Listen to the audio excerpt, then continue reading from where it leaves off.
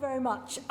So yes, my name is Dr. Justine Mercer, and I'm the president of the University and College Union, UCU. I'm, if you like, the UK-wide president, because of course we represent the whole of the United Kingdom, England, Wales, Scotland, and Northern Ireland.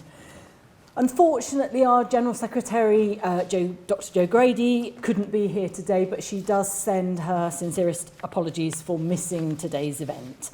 As many of you know, UCU represents approximately 120,000 workers in further education, higher education, adult and community education, and prison education. And in my contribution today, I want to highlight three areas of UCU's work in support of the Palestinian people, paying particular attention to the final area which relates to defending academic freedom and freedom of speech in Palestine. Further details of everything I'm going to talk about is available on our updated website, given a highly appropriate name, ucu.org.uk/ceasefire now. So firstly, UCU has mobilised for an immediate ceasefire by, for example, supporting national marches. Our General Secretary has spoken at several of them. I've attended 4 of them.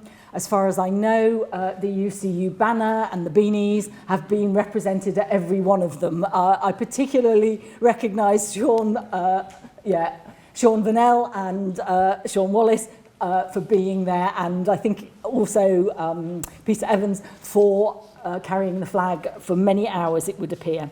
We've also offered our support to the Workplace Days of Action, and we are doing that again for the next one, which will be the 7th of February.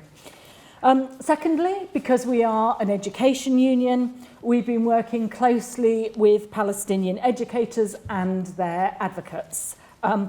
As Saladin said, every university a part of every university has been destroyed. Thousands of Palestinian students have had their education disrupted. Hundreds of educators have been killed by Israeli military strikes.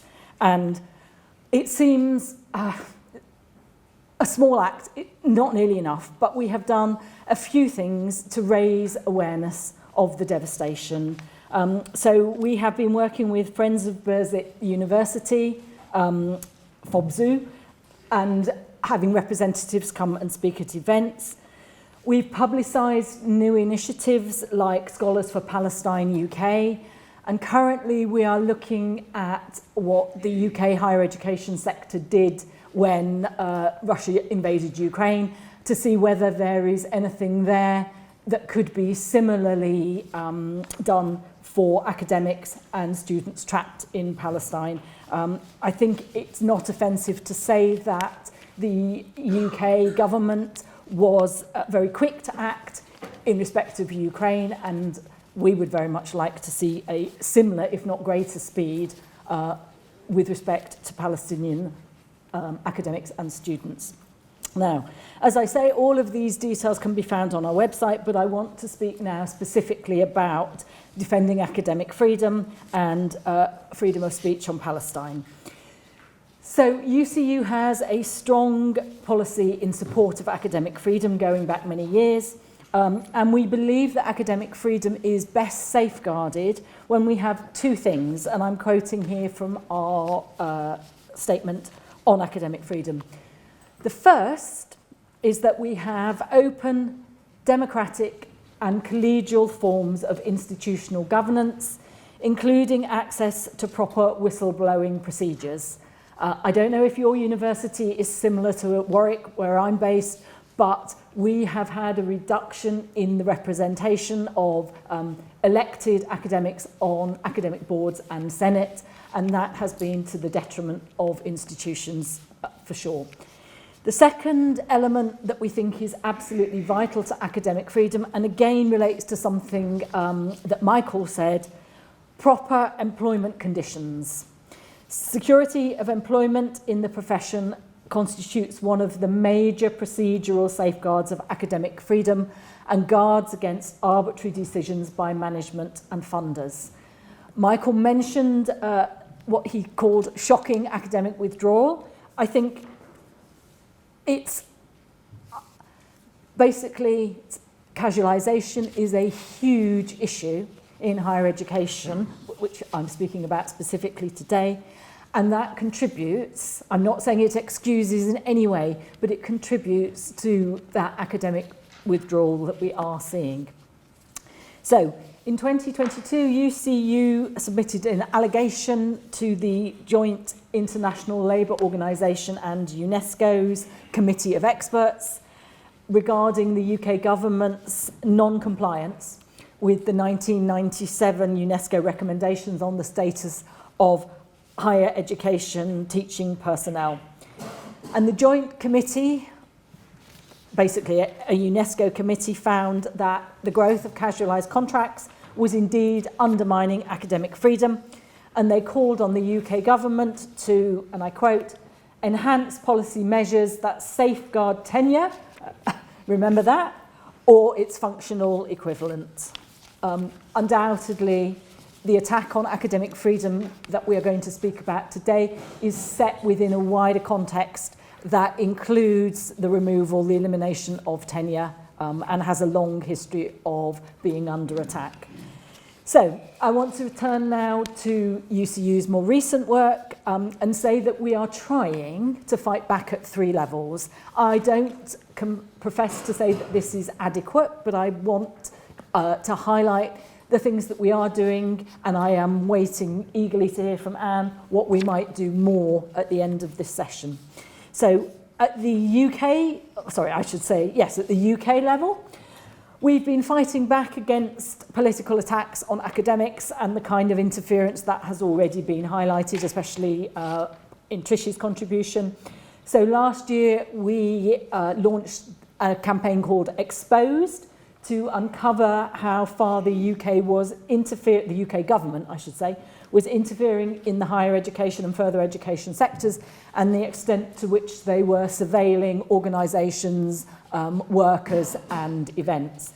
And this includes interference in lawful comments made by academics on the current situation in Israel and Palestine.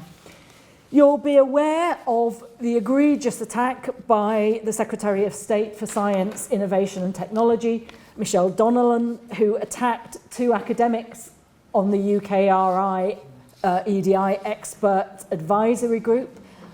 She attacked them via Twitter, of all things. So UCU wrote directly to the Secretary of State, decrying the way in which what the academics had actually said had been misrepresented, but even more importantly, accusing her of political interference, of using her social media platform irresponsibly, and of stoking further division. And we also called out UKRI for their, frankly, wholly inadequate response to the Secretary of State. We were very disappointed that they did not stand up for the HE sector by any stretch. Secondly, at the branch level, UK branches are active in challenging decisions of management to cancel lawful events and deplatform speakers. So, for example, lecturers at Liverpool Hope University wrote to the Vice-Chancellor asking them to explain why unspecified safety concerns had led to the disinvitation of Professor Avi Islam, an authority on Israel-Palestine conflict at the University of Oxford, whose lecture had been long scheduled. Similarly, at Birmingham, UCU raised concerns that a staff-student listening exercise on the current situation in Palestine that had been organised by the law school with academics with expertise in international law, human rights law, criminal law, equalities law, and public law was cancelled, with the suggestion that this was not a sufficiently safe and inclusive space. And the lawyers in that department took great issue with that smear.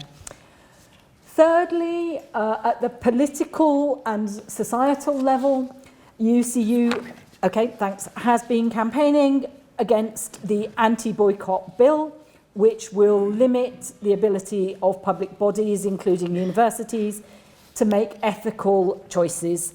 And of course, it will make harder the campaign of divestment and boycott against Israel.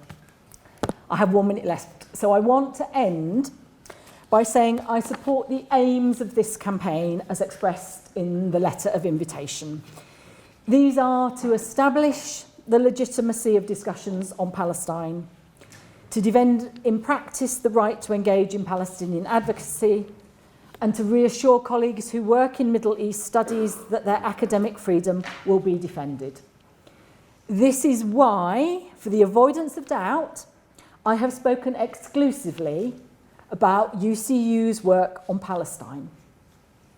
But of course, academic freedom means nothing if it applies only to those with whom you disagree. And I wouldn't want anybody to interpret the fact that I have spoken only about UCU's work on Palestine to mean that I am not supportive of other campaigns, nor of wholly supportive of respectful disagreement within our spaces. Thank you for inviting me. I look forward to hearing from the rest of the panel and the audience. Thank you very much. Okay, we're on to